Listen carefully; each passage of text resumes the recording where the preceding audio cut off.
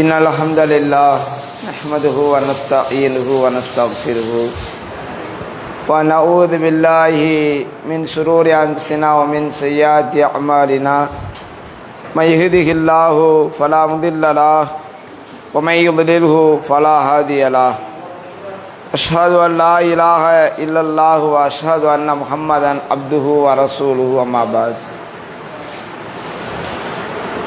அளவற்ற அருளாளனும் நிகரில்லா பிற அனுபவிக்கணுமான ஏக இறைவனின் திருப்பெயரால் ஆரம்பம் செய்கின்றேன்.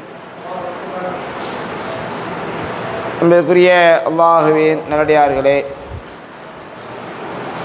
நாம் தொடராக லோஹர் தொழுகைக்கு பிறகு சொற்பொழிவை மார்க்க அறிவுரைகளை அறிந்து வருகின்றோம்.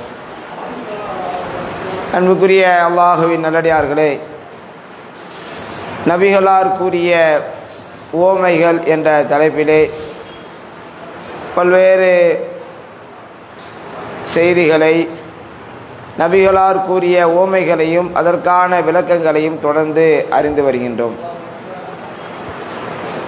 அந்த தொடரிலே இன்றைய தினம் நாம் அறிய இருப்பது அன்பளிப்பு என்ற ஒன்றை குறித்து இஸ்லாத்தினுடைய வழிகாட்டல், அதனுடைய விளக்கத்தை நாம் அறிந்து கொள்ள இருக்கின்றோம். ஒவ்வொரு மனிதனும் பிற மனிதர்கள் மீது அன்பு செலுத்தக்கூடியவனாக, பாசத்தை வெளிப்படுத்தக்கூடியவனாக இருக்க வேண்டும் என்பது இஸ்லாத்தினுடைய முக்கியமான ஒரு கட்டளை. ஏனென்றால் உலகத்தில் உள்ள எல்லா மக்களையும், எல்லா மனிதர்களையும் அல்லாஹ் ரப்புல் ஆலமீன் ஒரு ஆண் ஒரு பெண்ணில் இருந்துதான் படைத்திருக்கின்றான்.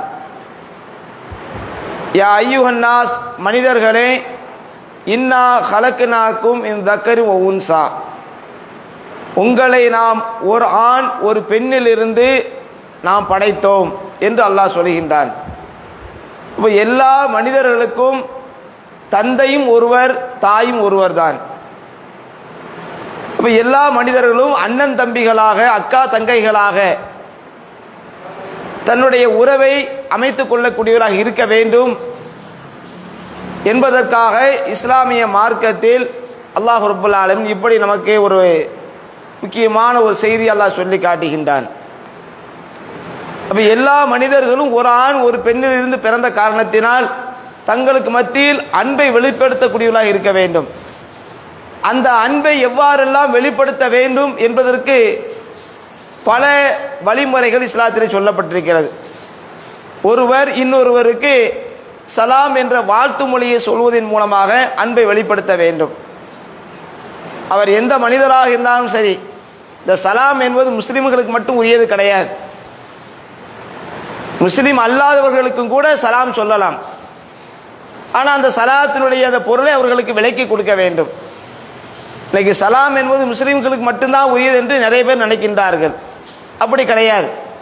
அல்லாஹ்வுடைய தூதர் ஸல்லல்லாஹு அலைஹி வஸல்லம் கிட்ட போய் ஒரு நபி தோழர் கேட்குறாங்க, இஸ்லாத்திலேயே சிறந்த காரியம் எது என்று அல்லாஹ்வுடைய தூதரை கேட்கின்ற பொழுது, துத்தீமு தாம், பசித்தவருக்கு உணவளிப்பது, அதே போன்று அறிந்தவருக்கும் அறியாதவருக்கும், தெரிந்தவருக்கும் தெரியாதவருக்கும் சலாம் சொல்வது. தெரிந்தவருக்கும் தெரியாதவருக்கும் என்றால் யாரா இருந்தாலும் சலாம் சொல்லணும். உனக்கு அவர் அறிமுகமான ஆளா இருந்தாலும் சரி, அவர் அறிமுகமே இல்லை, யாருன்னே தெரியலை, அவர் முஸ்லீமா முஸ்லீம் இல்லையா, அவர் எந்த மதத்தை எந்த கோட்பாடை பின்பற்றக்கூடியவர் என்று தெரியவில்லை என்றாலும் மனிதர் என்ற அடிப்படையில் எல்லோருக்குமே சலாம் சொல்வதை இஸ்லாமிய மார்க்கத்தில் சிறந்த காரியமாக அல்லாஹ்வுடைய தூதர் சொல்கின்றார்கள். எப்படி? ஏனென்றால் சலாம் என்பது அவருக்காக நாம் இறைவனுக்கிடத்தில் செய்யக்கூடிய பிரார்த்தனை. உங்கள் மீது இறைவனுடைய சாந்தியும் சமாதானமும் அவனுடைய அருளும் உங்களுக்கு ஏற்படட்டும். இந்த அல்லாஹ்வுடைய சாந்தியும் சமாதானம் அருள் என்பது எல்லா மனிதருக்கும் தேவையாக இருக்கிறது.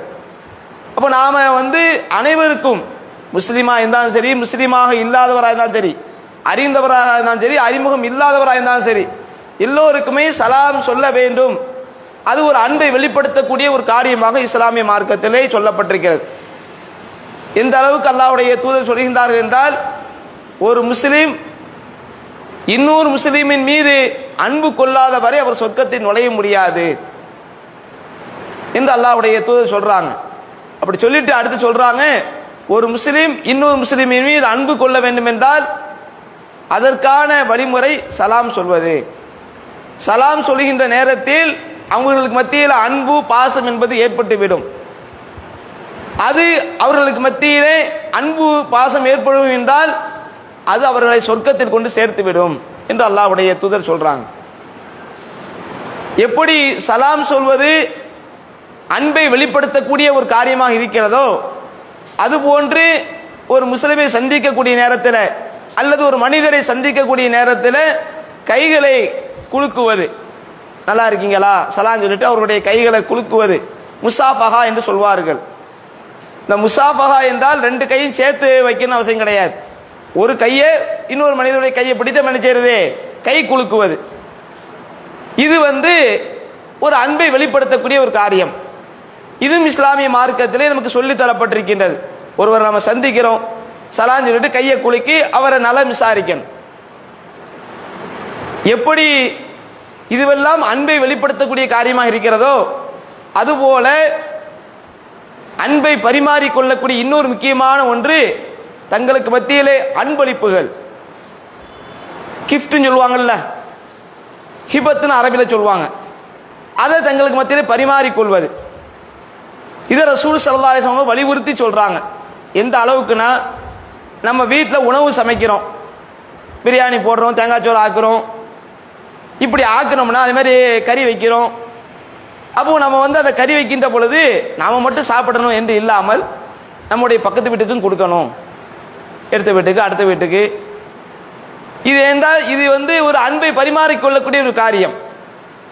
இது ரசூலுல்லாஹ் சொல்லும்போது எப்படி சொல்றாங்கன்னா, அபாதர், அபுதரே, இதா தபகத்த மரக்கத்தன், நீ சால்னா சமைத்தால், கறி சால்னா சமைத்தால், ஃபக்சீர் மா ஆஹா, அதில் கொஞ்சம் தண்ணீரை அதிகப்படுத்து, கொஞ்சம் அதிகமாக வை, அதிகமாக வச்சு ஆகத்து ஜீரானிக்க, உன்னுடைய பக்கத்து வீட்டுக்காரையும் நீ கவனி. ஒரு காலத்தில் அந்த பழக்கம்லாம் இருந்துச்சு, உரிமையோடு கேட்பாங்க, ரசம் இருக்கா, ஏதாவது குழம்பு இருக்கா, கருவேப்பிலை இருக்கா, மல்லிகரை இருக்கான்னு. இன்னைக்கு அந்த பழக்கம்லாம் நம்மகிட்ட குறைஞ்சி போச்சு. உரிமையோடு என்ன செய்வாங்க, பக்கத்து வீடுகளில் இதெல்லாம் கேட்டு வாங்கி நடைமுறையில் செய்யக்கூடிய காரியங்கள் இருந்தது. இன்னைக்கு அந்த பழக்கங்கள்லாம் மாறி போயிடுச்சு. நம்ம வீட்டில் இருக்கும்போது எதுக்கு அடுத்த வீட்டில் போய் கேட்கணும்? அது மட்டும் இல்லாமல் அடுத்த வீட்டிலேருந்து ஒன்று வரும் பொழுது அதை ஒரு குறைவாக நினைக்கக்கூடிய ஒரு தன்மை இன்னைக்கு மக்களிடத்தில் பெருகிடுச்சு. அல்லாஹ்வுடைய தூதர் சொல்றாங்க, இதெல்லாம் அன்பை பரிமாறிக்கொள்ளக்கூடிய விஷயம். நம்ம வீட்டில் சமைக்கிறோமா, அடுத்த வீட்டுக்கும் கொடுக்கணும், எடுத்த வீட்டுக்கும் கொடுக்கணும், அந்த மாதிரி நம்முடைய அந்த பழக்கங்களை அமைத்துக் கொள்ள வேண்டும் என்று அல்லாஹ்வுடைய தூதர் சொல்லுகின்றார்கள். அதே மாதிரி நபி அவங்க சொல்றாங்க, இந்த அன்பளிப்பு விஷயத்தில் அல்லாஹ்வுடைய தூதர் எந்த அளவுக்கு சொல்றாங்கன்னா, இப்போ பக்கத்து வீட்டில் இருந்து ஒரு அற்பமான ஒரு பொருள் நமக்கு அன்பளிப்பாக வருது, ஒரு பேனா கொடுத்து விடுறாங்க, ஒரு பிஸ்கட் பாக்கெட் கொடுத்து விடுறாங்க. இதெல்லாம் நம்ம என்ன நினைப்போம்னா, இதெல்லாம் தேவையா நமக்கு, நம்ம அன்பளிப்புல பெருசாக எதிர்பார்ப்போம். அல்லாஹ்வுடைய தூதர் சொல்றாங்க, உங்களுடைய எடுத்த வீட்டில் இருந்து அல்லது பக்கத்து வீட்டில் இருந்து ஒரு கால் குழம்பை அவர்கள் அன்பளிப்பாக கொடுத்து விடுறாங்க. ஆட்டினுடைய கால் இருக்குல்ல, அதை சூப்பு வச்சு கால் குழம்பை சால்னா வச்சு என்ன செய்யறாங்க, அதை உங்களுக்கு கொடுத்து விடுறாங்க. வேற ஒண்ணுமே கறியே இல்லை, வெறும் எலும்பு மட்டும்தான் இருக்கு, அதை கொடுத்து விடுறாங்க. நீ அதை அற்பமா நினைக்காத, ஏன்னா அது அன்பை வெளிப்படுத்தக்கூடிய காரியம். லா தஹக்கிரன்ன ஜாரத்தன் லி ஜாரத்திகா, ஒரு அண்டை வீட்டு பெண் இன்னொரு அண்டை வீட்டு பெண்ணை அவங்க கொடுக்கக்கூடிய அன்பளிப்பு அற்பமாக கருத வேண்டாம். வலவு ஃபிர்சன ஷாத்தீன், ஒரு ஆட்டினுடைய கால் குழம்பை கொடுத்தாலும் சரி. ஆட்டினுடைய கால் குழம்பு எப்படி, கால் எப்படி இருக்கும், அதில் கறி இருக்குமா, ஒண்ணுமே இருக்காது, வெறும் எலும்பு மட்டும் தான் இருக்கும். அதை சால்னா வச்சு பக்கத்து வீட்டு கொடுத்து விடுறான். நம்ம என்ன கேட்போம், உனக்கு வேற ஒண்ணுமே கிடைக்கலையா, இதை நான் கேட்கவா செஞ்சேன், நான் தான் இதுக்கு கிடைச்சேனா? அதை ஒரு அற்பமாக நினைக்கக்கூடிய ஒரு தன்மை இருக்கா இல்லையா? அல்லாஹ்வுடைய தூதர் சொல்றாங்க, அதை நீ அற்பமா நினைக்காத, அது அன்பை வெளிப்படுத்துறது. அவங்க வீட்டில் வாங்கி வச்சு இன்னைக்கு சால்னா வச்சிருக்கிறாங்க, உனக்கு கொடுத்து விடுறாங்க, எவ்வளவு அன்போடு பாசத்தோடு கொடுத்து விடுறாங்க. அப்ப அதை நீ அற்பமா நினைக்காத என்று நபி அவங்க சொல்லி காட்டுறாங்க. அப்ப அன்பளிப்புன்னு சொல்றது பெருசா இருக்கணும் இல்லை, நம்மளால என்ன முடியுமோ. ஒரு 50 ரூபாய்க்கு ஒரு பொருள் வாங்கி கொடுக்குறோம், இன்னைக்கு அன்பளிப்புனா பெருசா இருந்தாலும் மதிப்பு. சின்னதாக இருந்தால் ஒருத்தர் மதிக்க மாட்டாங்க. என்னன்னா அவன் வந்து அதாவது ஒருத்தர் 5000 ரூபாய்க்கு கொடுக்குறாங்க, ஒருத்தர் 50 ரூபாய்க்கு கொடுக்குறான்னா 5000 ரூபாய் கொடுக்கறத பெருசாக நினைப்பாங்க. ஆனால் அன்பளிப்பை வந்து ரசூல் ஸல்லல்லாஹு அலைஹி வஸல்லம் அவங்க வந்து இது வந்து எதிர்பார்ப்போடு இருக்கக்கூடாது. இது அன்பை வெளிப்படுத்தக்கூடிய, பாசத்தை வெளிப்படுத்தக்கூடிய ஒரு காரியமாக நபி அவங்க சொல்லி காட்டுறாங்க. அப்போ அந்த அளவுக்கு அல்லாஹ்வுடைய இந்த அன்பளிப்பு விஷயத்தில் நமக்கு வலியுறுத்தி சொல்லக்கூடிய செய்தியை பார்க்கின்றோம். அதே கட்டத்தில் இந்த அன்பளிப்பு என்பது இன்னைக்கு வந்து பல மக்கள்கிட்ட எப்படி இருக்குன்னா எதிர்பார்ப்பு இருக்கு. இப்போ ஒரு விசேஷம் நம்ம வீட்டில் நடக்குது, அப்போ நம்ம என்ன செய்வோம், பக்கத்து வீட்டுக்காரங்க, சொந்தக்காரங்க, நண்பர்கள் இப்படி அழைப்போம். அழைக்கின்ற பொழுது என்ன பார்ப்போம், அவர்கள் வந்து அந்த விசேஷத்தில் கலந்து கொண்டார்கள் என்றால் அவங்க அன்பளிப்பு தருவார்கள். அந்த அன்பளிப்பை எப்படி எதிர்பார்ப்போம்னா இன்னைக்கு மக்கள்கிட்ட எப்படி இருக்குன்னா, நாம அவங்க வீட்டு விசேஷத்துக்கு என்ன கொடுத்தோம் அது மாதிரி தராங்களா. இப்போ நாம் வந்து ஒரு பீரோ எடுத்து கொடுத்தோம்னா அவன் பீரோ எடுத்து தரானா, அது அதுக்கு தக்க ஒரு மதிப்புள்ள ஒரு பொருளை தரானா என்று எதிர்பார்ப்பு. அப்படி இருந்தாதான் அது மாதிரி எதா இருந்தாலும் சொந்தக்காரங்களை, அக்கா தங்கச்சி, அண்ணன் தம்பி எப்படி இருந்தாலும் சரி இந்த எதிர்பார்ப்பு இருக்கா இல்லையா? இல்லைன்னா அது மதிக்க தரணும்னா உன் வீட்டு விசேஷத்துக்கு நான் இவ்வளோ ரூபா செலவு பண்ணி உனக்கு நான் ஃப்ரிட்ஜ் வாங்கி தந்தேன், வாஷிங் மிஷின் வாங்கி தந்தேன், கட்டில் மெத்தை வாங்கி தந்தேன், நீ என் வீட்டுக்கு என்ன தந்த, என் பிள்ளை கல்யாணத்தை நீ என்ன கொண்டு தந்த, அவனை கூப்பிட்டேனே நீ அது மாதிரி தந்தியா, ஒரு 500 ரூபா 1000 ரூபா தந்துட்டு ஏமாத்திட்டேன், இப்படி எனது பேசக்கூடிய ஒரு நடைமுறை மக்கள்கிட்ட இருக்குது. அன்பளிப்பில் வந்து எதிர்பார்ப்பு என்பது இருக்கக்கூடாது. நாம் ஒருத்தருக்கு கொடுக்குறோம்னா நம்முடைய அன்பை வெளிப்படுத்தக்கூடிய காரியத்துக்காக நம்ம கொடுக்குறோம். அவர் மீது வைத்திருக்கக்கூடிய அன்பினுடைய வெளிப்பாட்டு, பாசத்தினுடைய வெளிப்பாடாக நம்ம கொடுக்கின்றோம். நான் என்ன கொடுக்குறேனோ அதை அவர் திரும்ப தரணும் அப்படின்னு நினைச்சா அது உண்மையான அன்பளிப்பே கிடையாது. அல்லாஹ்வுடைய தூதர் கடுமையாக கண்டிக்கிறாங்க. எந்த அளவுக்கு சொல்றாங்கன்னா அல்லாஹ்வுடைய தூதர் இதில் தான் நம்ம வந்து இன்னைக்கு அதை நம்ம பார்க்க இருக்கிறோம். நபி அவங்க சொல்றாங்க, அல் ஆயித்து பி ஃபி ஹிபத்திஹி, ஒருவன் அன்பளிப்பை கொடுத்துட்டு அதை எதிர்பார்க்கிறான். அந்த அன்பளிப்பே எதிர்பார்க்கலாம், அல்லது அந்த அன்பளிப்பு தக்க ஒரு மதிப்புள்ள ஒரு பொருள் அவன் எதிர்பார்க்கிறான். அப்படி எதிர்பார்ப்பான் என்றால் அவன் எப்படிப்பட்டவன் என்றால் கல்பி யகீவு சும்மை யஊது ஃபீ கைஹி, இந்த நாய் இருக்குது, நாய், அந்த நாய் வந்து வாந்தி எடுத்துட்டு சாப்பிட்டு வாந்தி எடுக்குது, வாந்தி எடுத்துட்டு அது என்ன செய்யணும், திரும்ப அந்த வாந்தியை திரும்ப சாப்பிடும். இது மாதிரி தான் அவனுடைய நிலை. இவ்வளோ மோசமான உதாரணத்தை அல்லாஹ்வுடைய தூதர் கடுமையாக ஒரு எச்சரிக்கையை கொடுக்கக்கூடிய விதமாக நபி அவங்க சொல்லி காட்டுறாங்க. அன்பளிப்பை கொடுத்துட்டு அதை எதிர்பார்க்கிறீங்கன்னா நீ யாருன்னா நாயை போன்று. எப்படிப்பட்ட நாய், வாந்தி எடுத்துட்டு தானே அதை சாப்பிடுத. எவனாவது தன்னை வாந்தி எடுத்ததை சாப்பிடுவானா? நினைச்சு பாருங்க, எவ்வளவு மோசமான ஒரு காரியம் அது. நினைச்சு பார்க்கவே முடியாத ஒரு அருவருப்பாக உள்ள ஒரு காரியம். இப்படிதான் அன்பளிப்பை கொடுத்துட்டு எதிர்பார்க்கிறவன். அப்ப நம்ம அன்பளிப்பை கொடுத்துட்டு எதுவுமே எதிர்பார்க்க கூடாது. ஏன்னா அன்பளிப்புன்னு சொல்றது அது மற்ற மதங்களில் மொய் என்று வைத்திருக்கின்றார்கள். மாற்றார்கள் வந்து அவங்க விசேஷத்தில் மொய், அதே மாதிரி இன்னைக்கு இஸ்லாத்தில் நடைமுறைப்படுத்துறாங்க. முஸ்லிம்களுக்கும் என்ன செய்யறாங்க, அதை செய்யறாங்க. மொய் என்பது இஸ்லாத்தில் கிடையாது. மொய்னா என்ன, இன்னைக்கு வந்து அதிகமாக விசேஷங்களை உருவாக்கப்பட்டதுக்கு காரணமே இந்த வசூல் தான். காது குத்து விழா, பூ பெய்து விழா, இப்படி பல விழாக்கள் வச்சிருக்கிறாங்களே. எதுக்கு? இவ வீட்டில் ஒண்ணுமே இல்லையா, ஏதாவது ஒரு விசேஷம் வச்சுக்கணும், அப்பதான் கொடுத்ததெல்லாம் வசூலிக்க முடியும். அதுக்கு இது வந்து இந்த நடைமுறை என்பது இஸ்லாத்தில் கிடையாது. நாம கொடுக்கத்தான் செய்யணும், அங்கிருந்து எதிர்பார்க்க கூடாது. அவனா தந்தா வாங்கிக்க வேண்டியதான். நாம அதுக்கு போய் இன்னைக்கு பெரிய பெரிய பிரச்சனைகள், சண்டைகள், சச்சரவுகள்லாம் உருவாகக்கூடிய நிலையை பார்க்கின்றோம். அல்லாஹ்வுடைய தூதர் சொல்றாங்க, நீ அன்பளிப்பை கொடுத்துட்டு எதிர்பார்க்காத. அப்படி எதிர்பார்த்தால் வாந்தி எடுத்து விட்டு திரும்ப தானே சாப்பிடக்கூடிய நாயை போன்றவன் என்று கடுமையான ஒரு எச்சரிக்கையை அல்லாஹ்வுடைய தூதர் இந்த உதாரணத்தின் மூலமா சொல்லி காட்டுகிறார்கள். அப்ப இதுல நம்ம கவனமா இருக்கணும். அன்பளிப்பு என்பது நம்முடைய பாசத்தை, அன்பை வெளிப்படுத்தக்கூடிய ஒரு காரியம். அல்லாஹ்வுடைய தூதர் வலியுறுத்துறாங்க. அதே கட்டத்தில் அன்பளிப்பு நம்ம கொடுக்கின்ற பொழுது அதை திரும்ப எதிர்பார்க்க கூடாது. அது கண்டிக்கப்பட்ட ஒரு காரியம் என்பதை நாம் புரிந்து கொள்ள வேண்டும். அது மட்டும் இல்லாமல் இந்த அன்பளிப்பு தொடர்பாக இன்னும் சில வழிகாட்டுதல்களை அல்லாஹ்வுடைய தூதர் சொல்றாங்க. இப்போ நாம பிள்ளைகளுக்கு அன்பளிப்பு கொடுக்குறோம், ஒரு தாய் ஒரு தகப்பன் தன் பிள்ளைகளுக்கு அன்பளிப்பு கொடுக்குறான் என்றால் அதில் அநியாயம் இருக்கக்கூடாது. நமக்கு 4 பிள்ளைகள் இருக்கிறாங்கன்னா 4 பிள்ளைக்கும் ஒரே மாதிரி கொடுக்கணும். 2 பிள்ளைகள் இருக்காங்கன்னா 2 பிள்ளைக்கும் ஒரே மாதிரி கொடுக்கணும். இப்போ பெருநாளுக்கு ட்ரெஸ் எடுத்து கொடுக்குறோம். இது நாம் நம்மளுடைய பிள்ளைகளுக்கு செய்யக்கூடிய செலவு ஒரு அன்பினுடைய வெளிப்பாடு. 2 பிள்ளைக்கும் ஒரே மாதிரி கொடுக்கணும். ஒரு பிள்ளைக்கு கொடுத்துட்டு ஒரு பிள்ளைக்கு என்னது அநியாயம் செய்யக்கூடிய வகையில் நம்ம நடந்து கொள்ளக்கூடாது. நபி ஸல்லல்லாஹு அலைஹி வஸல்லம் நுஅ்மான் என்ற ஒரு நபித்தோட இந்த செய்தியை அறிவிக்கிறாங்க. அவங்களுடைய தகப்பனார் பஷீர் அவங்க ரசூலாட்ட வராங்க. சொல்றாங்க, அல்லாஹ்வுடைய தூதரே, என்னுடைய மகன், அதாவது உங்களுக்கு 2 மனைவி இருக்கிறாங்க, அதில் ஒரு மனைவியின் மூலமாக பிறந்த ஒரு குழந்தை புள்ள தான் அவங்க யாரு, நுஅ்மான் என்பவங்க. அவங்க சொல்றாங்க, அல்லாஹ்வுடைய தூதரே, நுஅ்மானுக்கு நான் ஒரு அன்பளிப்பு கொடுக்க விரும்புகின்றேன்.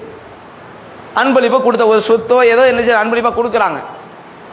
அப்போ அவங்க தாயார் சொன்னாங்க, இந்த அன்பளிப்பை நான் ஏற்றுக்கொள்வதாக இருந்தா, என் பிள்ளைக்கு நீங்கள் கொடுக்கக்கூடிய இந்த அன்பளிப்பை நான் ஏற்றுக்கொள்வதாக இருந்தா அல்லாஹ்வுடைய தூதருக்கு சாட்சியாக வரணும். அப்படி சாட்சியாக வந்தால் தான் நான் அந்த அன்பளிப்பை ஏற்றுக்கொள்வேன் என்று அவங்களுடைய தாயார் சொன்னாதான் என்னுடைய மனைவி நுஅ்மானுடைய தாயார் சொன்னாங்க. அதனால் நீங்கள் சாட்சியாக வாருங்க என்று சொல்ல கூப்பிடுறாங்க. அப்படி கூப்பிடும்போது அல்லாஹ்வுடைய தூதர் கேட்குறாங்க, உனக்கு இது போன்று மற்ற குழந்தைகள் இருக்கிறாங்களா, நுஅ்மானை போன்று வேற குழந்தைகள் இருக்கிறாங்களா? அப்போ அவங்க சொல்றாங்க, ஆமா எனக்கு வேற குழந்தைகளும் இருக்கிறாங்க. நீ நுஅ்மானுக்கு அன்பளிப்பு கொடுப்பதை போல மற்ற பிள்ளைகளுக்கு நீ கொடுக்குறியா அப்படின்னு சொல்லி கேட்குறாங்க. இல்லை, அல்லாஹ்வுடைய தூதருக்கு வசதி இல்லை, நான் நுஅ்மானுக்கு மட்டும் தான் கொடுக்குறேன். அப்போ அநியாயத்துக்கு என்ன சாட்சியாக கூப்பிடாத, இது அநியாயம்.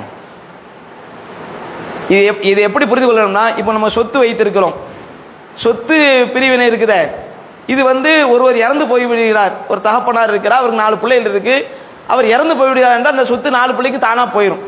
இவர் சொல்ல வேண்டிய அவசியம் இல்லை. இஸ்லாத்தின் சட்டப்படி யார் யாருக்கு ஆம்பளை பிள்ளையா இருந்தால் 2 பங்கு, பொம்பளை பிள்ளையா இருந்தால் 1 பங்கு தானா போயிடும். இப்போ இருக்கும்போதே எழுதி வைக்கிறார். அவர் இருக்கும்போதே என் பிள்ளைக்கு எவ்வளோ எழுதி வைக்கிறார்னா எல்லாத்துக்கும் ஒரே மாதிரி எழுதி வைக்கணும். இந்த ஆம்பளைக்கு 2 பொம்பளைக்கு 1 சொல்லிட்டு இறந்த பிறகு தான். உயிரோடு இருக்கும்போது எழுதி வைக்கிறாருன்னா ஆம்பளை பிள்ளைக்கு எப்படி கொடுக்குறாரு அதே மாதிரி பொம்பளை பிள்ளைக்கு கொடுக்கணும். ஏன்னா இது இதை ஒரு அன்பளிப்பாக செய்கிறார் அவர். இந்த சொத்து இந்த சட்டம் என்பது, வாரிசு உரிமை சட்டம் என்பது மரணித்த பிறகு உள்ளதுதான். மரணித்த பிறகு அவர் அந்த சொத்து வைத்திருப்பார் என்றால் அவருடைய பேர்ல இருக்குமே என்றால் அது ஆம்பளை பிள்ளைக்கு 2 பங்காகவும் பொம்பளை பிள்ளைக்கு 1 பங்காகவும் போய் சேரணும். அவர் உயிரோடு இருக்கும்போது உயிராக அவர் கொடுப்பார் என்றால் அந்த சொத்தை ஆம்பளை பிள்ளைக்கு எப்படி கொடுக்கிறாரு, ஆம்பளை பிள்ளைக்கு 10 லட்சம்னா பொம்பளை பிள்ளைக்கு 10 லட்சம் ஒரே கணக்கில் கொடுக்கணும். இதான் இதில் இன்னைக்கு அப்படி நடக்கிறாங்களா? எவ்வளோ பேர் இது மாதிரி அநியாயம். ஒரு பிள்ளை என்ன கவனிக்கிறான், இவன் தான் என்ன கவனிக்கிறான், இவனுக்கு தான் நான் கொடுப்பேன், மற்ற யாரும் கவனிக்கல, ரோட்டில் சொத்து இல்லாமல் ஆக்குறாங்களா இல்லையா? அவன் கவனிக்கிறான்னு அதுக்கான நன்மை அல்லாஹ் கொடுப்பான். மற்ற பிள்ளைகள் கவனிக்கலன்னா அதுக்கான தண்டனை இறைவன் கொடுப்பான். நாம செய்ய வேண்டிய கடமை கரெக்டாக செஞ்சிடணும். ஒரு தகப்பனா இருக்கக்கூடிய பிள்ளைகளுக்கு செய்ய வேண்டிய கடமைகளை சரியான முறையில் செய்யக்கூடியவர்களாக இருக்கணும். இல்லை இவன் தான் என்னை கவனிக்கல, இவன் என்னை கவனிக்கல, இவனுக்கு நான் கொடுக்க வேண்டிய அவசியம் இல்லை என்று இருந்து கூடக்கூடாது.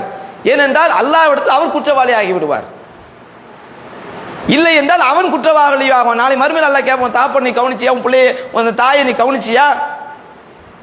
அப்போ நாம சரியா இருக்கணும். இப்போ நபி அவங்க இப்படி என்ன செய்யறாங்க, அந்த அன்பளிப்பு விஷயத்தில் அநியாயம் என்பது இருக்கக்கூடாது என்று அல்லாஹ்வுடைய தூதர் சொல்றாங்க. அப்போ இதை நம்ம கவனத்தில் வைக்க வேண்டும். அதே போன்று நம்ம அன்பளிப்பு கொடுக்குறோம், நம்ம பக்கத்து வீட்டுக்கு கொடுக்குறோம். இப்போ 2 பக்கத்து வீட்டுக்காரர் இருக்கிறாங்க, அதில் நமக்கு ரொம்ப பழக்கம் உள்ள பக்கத்து வீட்டுக்காரங்க இருக்கிறாங்க, கொஞ்சம் பழக்கம் உள்ளவங்களும் இருக்கிறாங்க, அல்லது அடுத்த வீடு முஸ்லீம் அல்லாதவங்க இருக்கிறாங்க, இந்த பக்கம் பார்த்தா முஸ்லீம் இருக்கிறாங்க. இந்த 2 வீட்டில் எது நமக்கு ரொம்ப நெருக்கமாக இருக்குமோ அந்த வீட்டுக்கு தான் முதல்ல கொடுக்கணும். அன்பளிப்பு கொடுக்குறதா இருந்தால் முதல்ல நம்ம வீட்டுக்கு பக்கத்தில் யார் வீடு முதல்ல இருக்குது. சில பேர் நினச்சோம்னா நம்ம அதுக்கு அடுத்த வீட்டுக்கு போய் கொடுப்போங்க, அடுத்த வீடு விட்டுருவாங்க. இப்படி எல்லாம் நடைமுறையில் இருக்குது.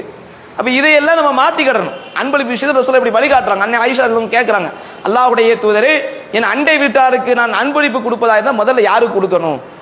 அப்போ அல்லாஹ்வுடைய தூதர் உன் வீட்டுக்கு நெருக்கமாக யாருடைய வீடு இருக்குதோ அவங்களுக்கு முதல்ல கூடிய. ஏனென்றா நம்ம வீட்டில் ஒரு ஆபத்தில் முதல்ல பக்கத்து அடுத்த வீட்டில் உள்ளவங்க ஓடி வருவான். இவன் தீ பிடிச்சி எரியுது, 4வது வீட்டில் உள்ளவங்க ஓடி வர மாட்டான். முதல்ல யார் வருவா ஓடி? அடுத்த வீட்டில் உள்ளவங்க தான் ஓடி வருவாங்க. நமக்கு ஒரு கஷ்டம்னா முதல்ல அவங்க தான் ஓடி வருவாங்க. அப்போ முதல்ல அவங்கள தான் கவனிக்கணும். 4வது வீட்டில் உள்ளவங்களுக்கு கொடுப்பாங்க, பக்கத்து அடுத்த வீட்டில் உள்ளவங்க இவன் எனக்கு ஆண்டு காலமாக இவனுக்கு நான் பேச மாட்டேன், இவனுக்கு ஏன் நான் கொடுக்கணும் என்று அப்படி தேடிக்கொண்டு கொடுக்கக்கூடிய நிலை இருக்குதா இல்லை இன்னைக்கு சமுதாயத்தில்? இதெல்லாம் நபி அவங்க மார்க்கத்தில் தடுத்திருக்கிறாங்க. அப்போ இப்படி அன்பளிப்பு விஷயத்தில் அழகான வழிகாட்டுதல் அல்லாஹ்வுடைய தூதர் வழங்கி இருக்கிறாங்க. அப்போ நம்ம அன்பளிப்பு கொடுக்கின்ற நேரத்தில் அதை திரும்ப எதிர்பார்க்கக்கூடிய எண்ணத்தில் நம்ம அன்பளிப்பு விஷயம் நடந்து கொள்ளக்கூடாது. அப்படி எதிர்பார்ப்போம் என்றால் அது மோசமான ஒரு நிலைக்கு, ஒரு அருவருப்பான ஒரு நிலைக்கு அல்லாஹ்வுடைய உதாரணத்தை சொல்லி காட்டுறாங்க, கடுமையான எச்சரிக்கை செய்கிறாங்க. அப்போ இதை நம்ம கவனத்தில் வைக்க வேண்டும். அப்போ இப்படி நம்ம அன்பளிப்பு விஷயத்தில் நடந்து கொள்ள வேண்டும்.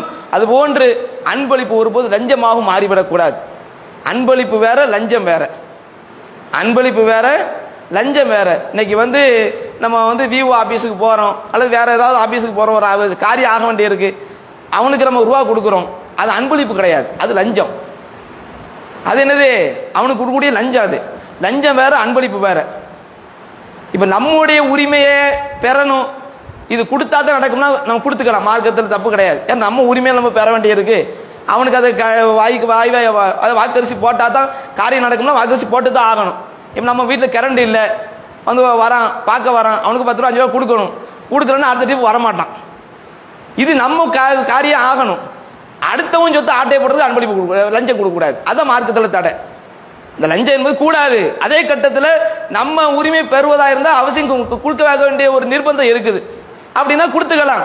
நம்ம உரிமையை பெற வேண்டிய இருக்க, நம்ம விஷயத்தை பார்க்க வேண்டிய இருக்க, அதற்காக மார்க்கத்தில் தடுக்கப்பட்டிருந்தாலும் நிர்பந்தமான சூழ்நிலை இன்னைக்கு அப்படி நடைமுறை ஆகி போச்சு, கொடுத்துக்கலாம்.